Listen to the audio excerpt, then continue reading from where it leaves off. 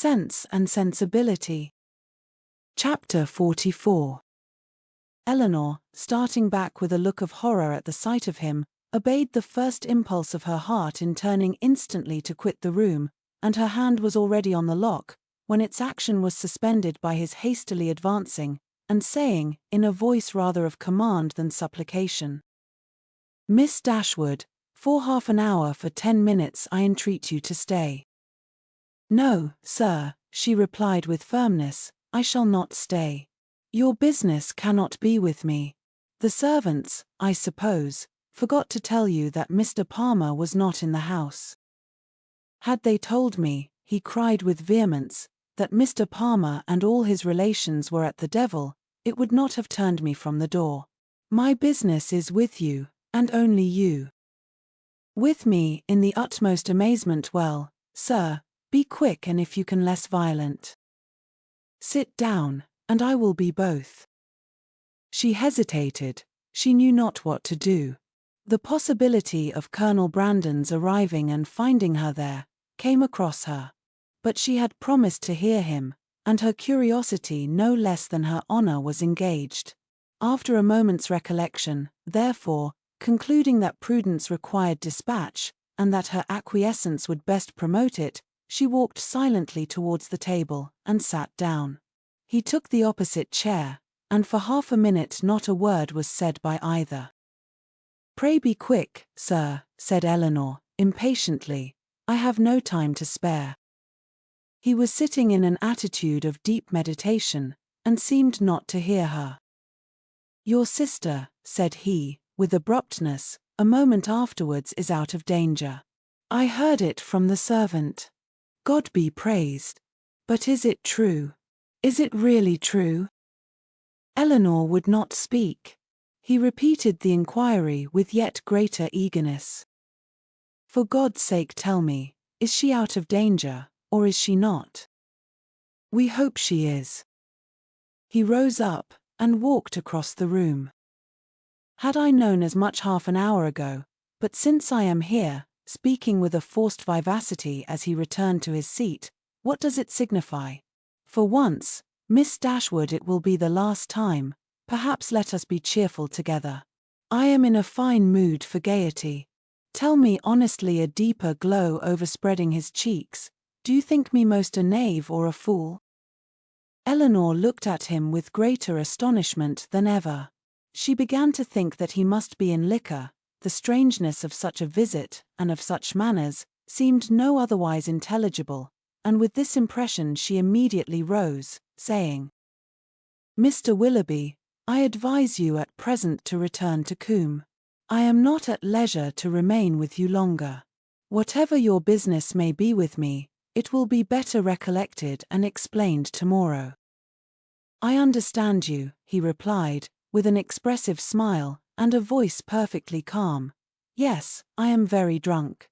A pint of porter with my cold beef at Marlborough was enough to overset me." "At Marlborough?" cried Eleanor, more and more at a loss to understand what he would be at.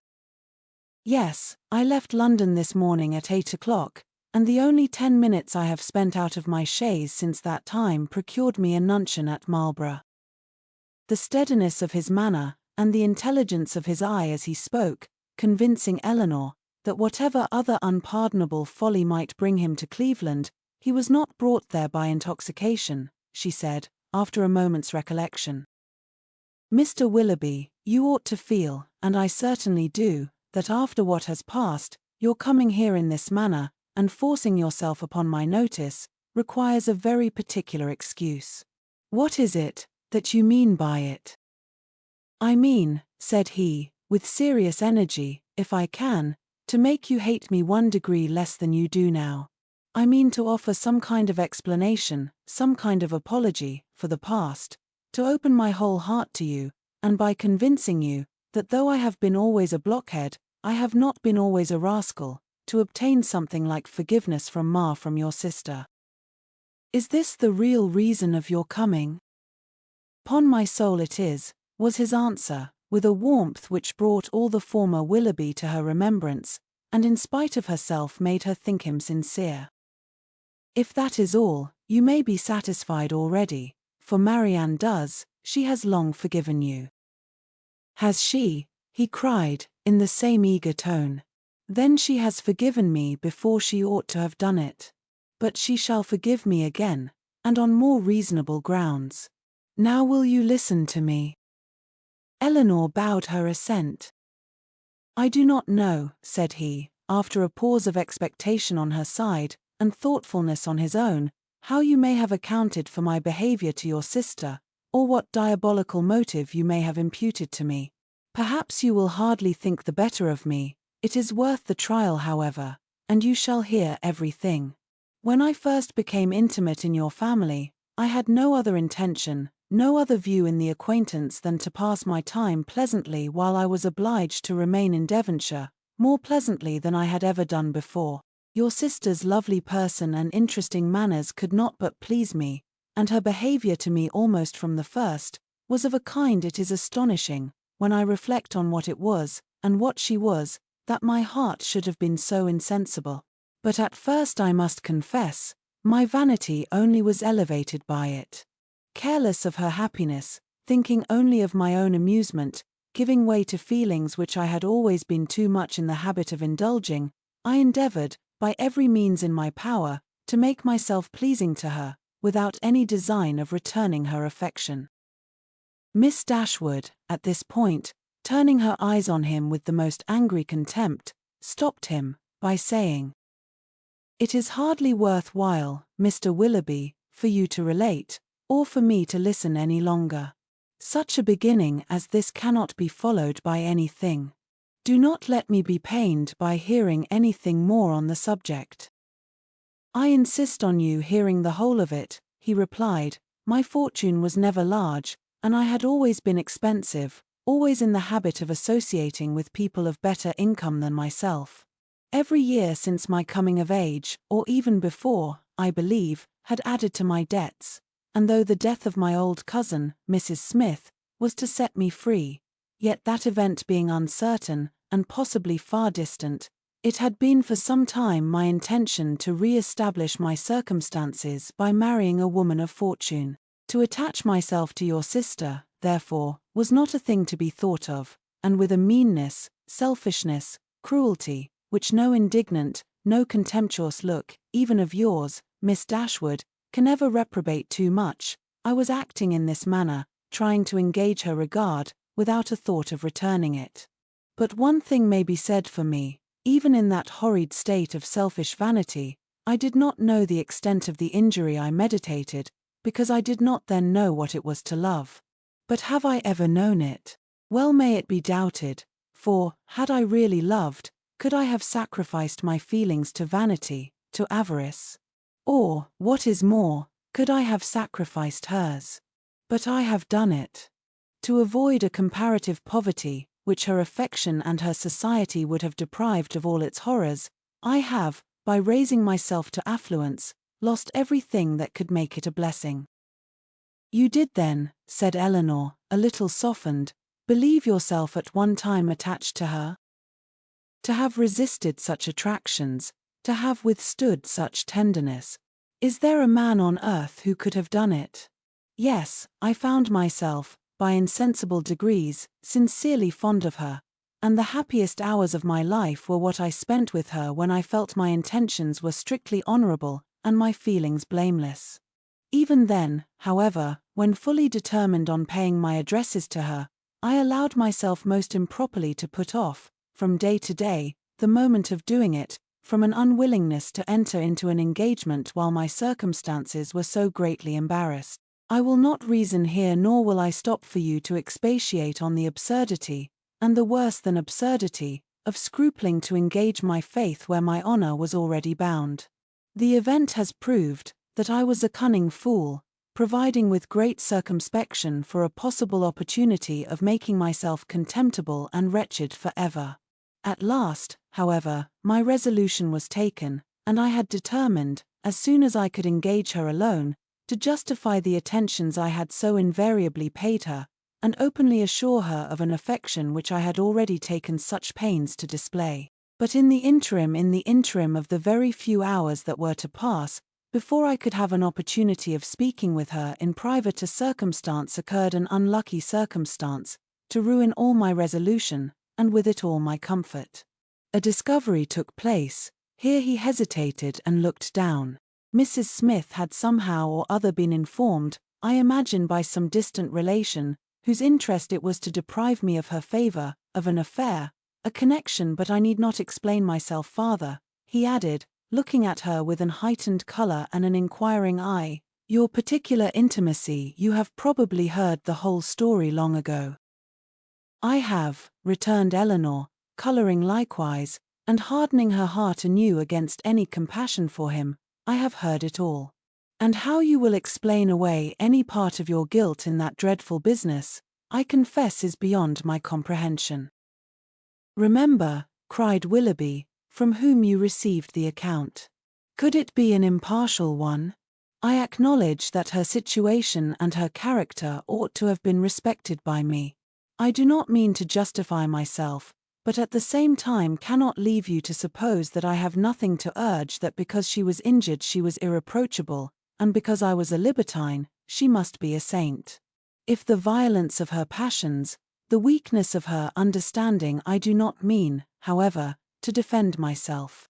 Her affection for me deserved better treatment, and I often, with great self-reproach, recall the tenderness which, for a very short time, had the power of creating any return.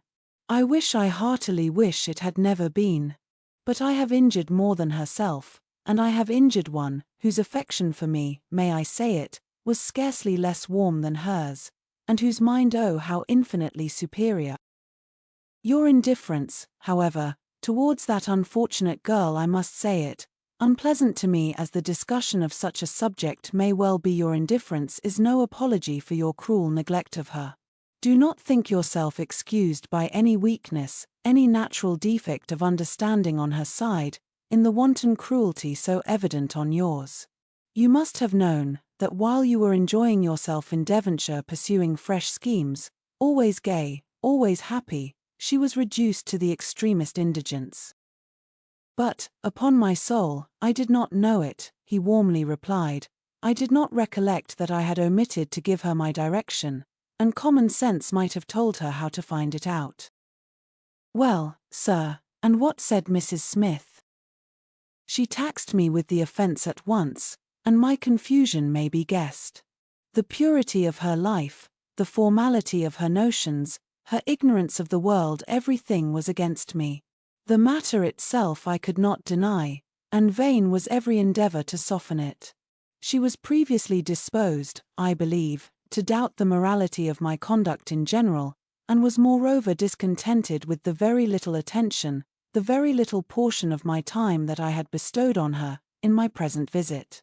In short, it ended in a total breach.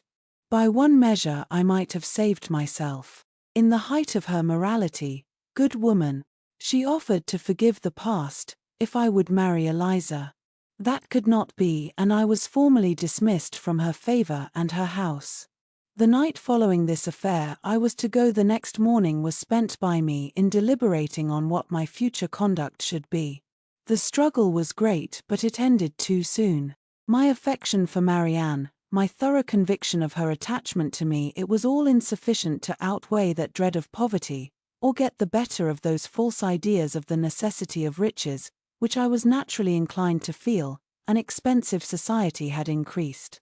I had reason to believe myself secure of my present wife, if I chose to address her, and I persuaded myself to think that nothing else in common prudence remained for me to do. A heavy scene, however, awaited me. Before I could leave Devonshire, I was engaged to dine with you on that very day. Some apology was therefore necessary for my breaking this engagement. But whether I should write this apology, or deliver it in person, was a point of long debate. To see Marianne, I felt, would be dreadful, and I even doubted whether I could see her again, and keep to my resolution. In that point, however, I undervalued my own magnanimity, as the event declared, for I went, I saw her miserable, and left her miserable, and left her hoping never to see her again. "Why did you call, Mr. Willoughby?" said Eleanor, reproachfully. A note would have answered every purpose. Why was it necessary to call? It was necessary to my own pride.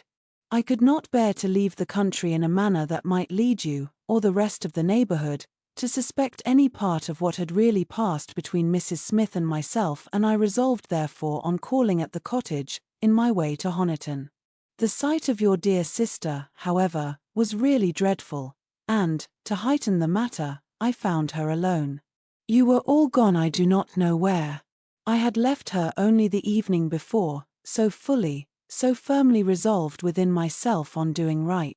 A few hours were to have engaged her to me forever, and I remember how happy, how gay were my spirits, as I walked from the cottage to Allenham, satisfied with myself, delighted with everybody. But in this, our last interview of friendship, I approached her with a sense of guilt that almost took from me the power of dissembling.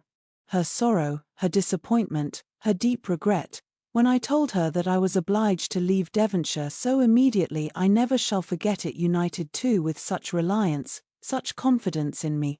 Oh God! What a hard-hearted rascal I was! They were both silent for a few moments. Eleanor first spoke. Did you tell her that you should soon return?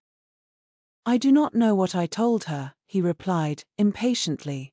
Less than was due to the past, beyond a doubt, and in all likelihood much more than was justified by the future. I cannot think of it. It won't do. Then came your dear mother to torture me farther, with all her kindness and confidence. Thank heaven! It did torture me. I was miserable. Miss Dashwood, you cannot have an idea of the comfort it gives me to look back on my own misery. I owe such a grudge to myself for the stupid, rascally folly of my own heart, that all my past sufferings under it are only triumph and exultation to me now. Well, I went, left all that I loved, and went to those to whom, at best, I was only indifferent. My journey to town travelling with my own horses, and therefore so tediously no creature to speak to my own reflections so cheerful when I looked forward everything so inviting, when I looked back at Barton, the picture so soothing. Oh, it was a blessed journey. He stopped. Well, sir, said Eleanor, who, though pitying him, grew impatient for his departure, and this is all? All. No, have you forgot what passed in town? That infamous letter? Did she show it you? Yes, I saw every note that passed. When the first of hers reached me, as it immediately did, for I was in town the whole time, what I felt is in the common phrase, not to be expressed, in a more simple one perhaps too simple to raise any emotion. My feelings were very, very painful. Every line, every word was in the hackneyed metaphor which their dear writer, were she here, would forbid a dagger to my heart. To know that Marianne was in town was in the same language a thunderbolt. Thunderbolts and daggers! What a reproof would she have given me! Her taste, her opinions, I believe they are better known to me than my own, and I am sure they are dearer. Eleanor's heart, which had undergone many changes in the course of this extraordinary conversation, was now softened again, yet she felt it her duty to check such ideas in her companion as the last. This is not right, Mr. Willoughby. Remember that you are married. Relate only what in your conscience you think necessary for me to hear.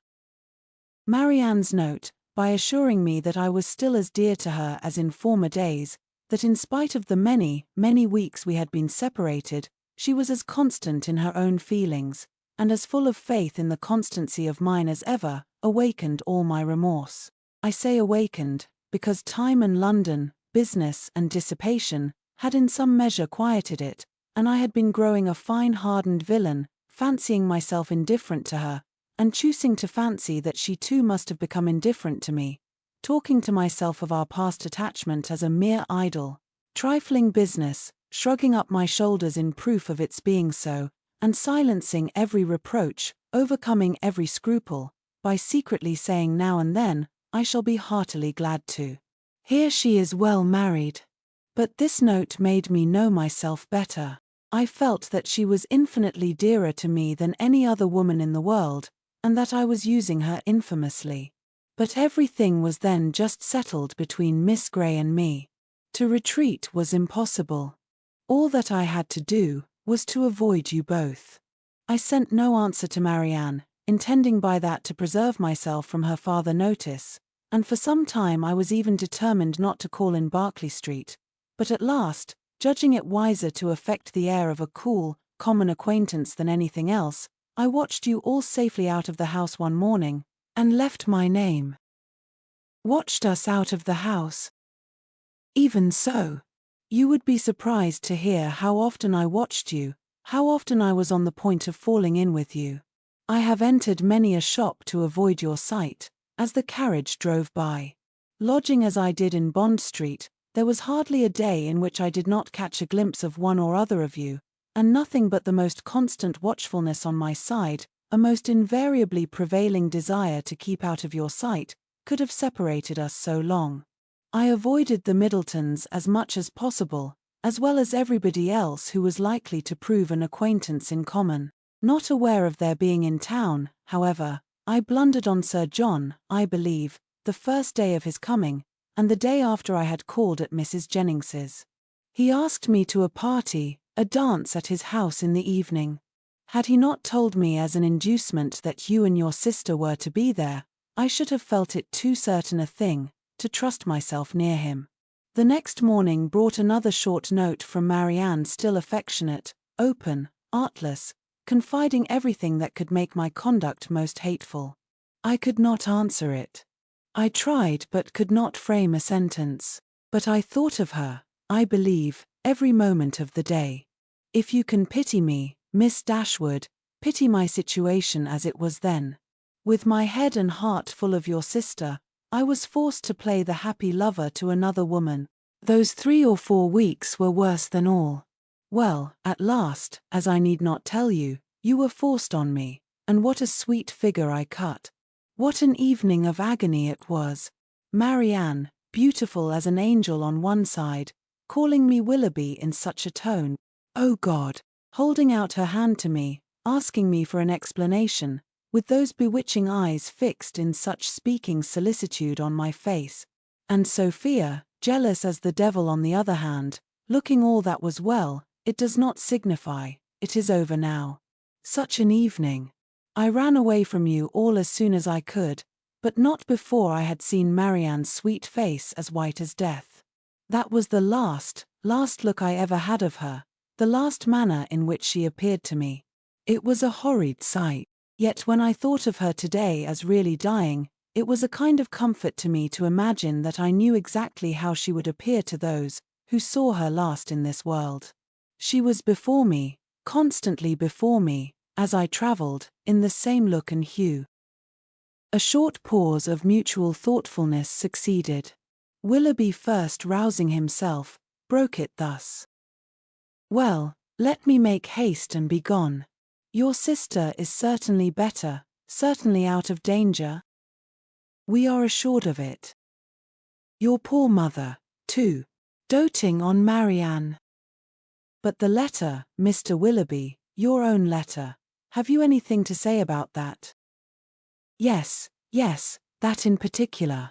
Your sister wrote to me again, you know, the very next morning. You saw what she said. I was breakfasting at the Allisons, and her letter, with some others, was brought to me there from my lodgings. It happened to catch Sophia's eye before it caught mine, and its size, the elegance of the paper, the handwriting altogether, immediately gave her a suspicion. Some vague report had reached her before of my attachment to some young lady in Devonshire, and what had passed within her observation the preceding evening had marked who the young lady was, and made her more jealous than ever. Affecting that air of playfulness, therefore, which is delightful in a woman one loves, she opened the letter directly, and read its contents. She was well paid for her impudence. She read what made her wretched. Her wretchedness I could have borne, but her passion, her malice, at all events it must be appeased. And, in short, what do you think of my wife's style of letter-writing?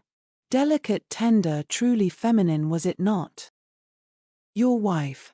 The letter was in your own handwriting. Yes, But I had only the credit of servilely copying such sentences as I was ashamed to put my name to. The original was all her own happy thoughts and gentle diction. But what could I do? We were engaged, everything in preparation, the day almost fixed, but I am talking like a fool. Preparation. Day. In honest words, her money was necessary to me, and in a situation like mine, anything was to be done to prevent a rupture. And after all, what did it signify to my character in the opinion of Marianne and her friends, in what language my answer was couched? It must have been only to one end. My business was to declare myself a scoundrel, and whether I did it with a bow or a bluster was of little importance. I am ruined for ever in their opinion, said I to myself. I am shut out for ever from their society. They already think me an unprincipled fellow. This letter will only make them think me a blackguard one. Such were my reasonings, as, in a sort of desperate carelessness, I copied my wife's words, and parted with the last relics of Marianne. Her 3 notes, unluckily they were all in my pocket-book, or I should have denied their existence, and hoarded them forever. I was forced to put them up, and could not even kiss them. And the lock of hair that too I had always carried about me in the same pocket-book, which was now searched by Madame with the most ingratiating virulence, the dear lock, every memento was torn from me. You are very wrong, Mr. Willoughby, very blamable, said Eleanor, while her voice, in spite of herself, betrayed her compassionate emotion. You ought not to speak in this way, either of Mrs. Willoughby or my sister. You had made your own choice. It was not forced on you. Your wife has a claim to your politeness, to your respect, at least. She must be attached to you, or she would not have married you. To treat her with unkindness, to speak of her slightingly is no atonement to Marianne, nor can I suppose it a relief to your own conscience. Do not talk to me of my wife, said he with a heavy sigh. She does not deserve your compassion. She knew I had no regard for her when we married. Well, married we were, and came down to Combe Magna to be happy, and afterwards returned to town to be gay. And now do you pity me, Miss Dashwood? Or have I said all this to no purpose? Am I, be it only 1 degree, am I less guilty in your opinion than I was before? My intentions were not always wrong. Have I explained away any part of my guilt? Yes, you have certainly removed something a little. You have proved yourself, on the whole, less faulty than I had believed you. You have proved your heart less wicked, much less wicked. But I hardly know the misery that you have inflicted, I hardly know what could have made it worse. Will you repeat to your sister when she is recovered, what I have been telling you? Let me be a little lightened too in her opinion as well as in yours. You tell me that she has forgiven me already. Let me be able to fancy that a better knowledge of my heart, and of my present feelings, will draw from her a more spontaneous, more natural, more gentle, less dignified, forgiveness. Tell her of my misery and my penitence, tell her that my heart was never inconstant to her, and if you will, that at this moment she is dearer to me than ever. I will tell her all that is necessary to what may comparatively be called your justification. But you have not explained to me the particular reason of your coming now, nor how you heard of her illness. Last night, in Drury Lane lobby, I ran against Sir John Middleton, and when he saw who I was, for the first time these 2 months, he spoke to me. That he had cut me ever since my marriage, I had seen without surprise or resentment. Now, however, his good-natured, honest, stupid soul, full of indignation against me, and concern for your sister, could not resist the temptation of telling me what he knew ought to, though probably he did not think it would, vex me horridly. As bluntly as he could speak it, therefore, he told me that Marianne Dashwood was dying of a putrid fever at Cleveland. A letter that morning received from Mrs. Jennings declared her danger most imminent. The Palmers are all gone off in a fright, and see. I was too much shocked to be able to pass myself off as insensible even to the undiscerning Sir John. His heart was softened in seeing mine suffer, and so much of his ill will was done away, that when we parted, He almost shook me by the hand while he reminded me of an old promise about a pointer puppy. What I felt on hearing that your sister was dying, and dying too, believing me the greatest villain upon earth, scorning, hating me in her latest moments, for how could I tell what horrid projects might not have been imputed? One person I was sure would represent me as capable of anything. What I felt was dreadful. My resolution was soon made, and at 8 o'clock this morning I was in my carriage. Now you know all. Eleanor made no answer. Her thoughts were silently fixed on the irreparable injury which too early an independence and its consequent habits of idleness, dissipation, and luxury had made in the mind, the character, the happiness, of a man who, to every advantage of person and talents, united a disposition naturally open and honest, and a feeling, affectionate temper. The world had made him extravagant and vain. Extravagance and vanity had made him cold-hearted and selfish. Vanity, while seeking its own guilty triumph at the expense of another, had involved him in a real attachment, which extravagance, or at least its offspring, necessity, had required to be sacrificed. Each faulty propensity in leading him to evil had led him likewise to punishment. The attachment, from which against honor, against feeling, against every better interest he had outwardly torn himself, now, when no longer allowable, governed every thought, and the connection, for the sake of which he had, with little scruple, left her sister to misery, was likely to prove a source of unhappiness to himself of a far more incurable nature. From a reverie of this kind she was recalled at the end of some minutes by Willoughby, who, rousing himself from a reverie at least equally painful, started up in preparation for going, and said, "There is no use in staying here. I must be off." "Are you going back to town?" "No, to Combe Magna. I have business there, from thence to town in a day or two.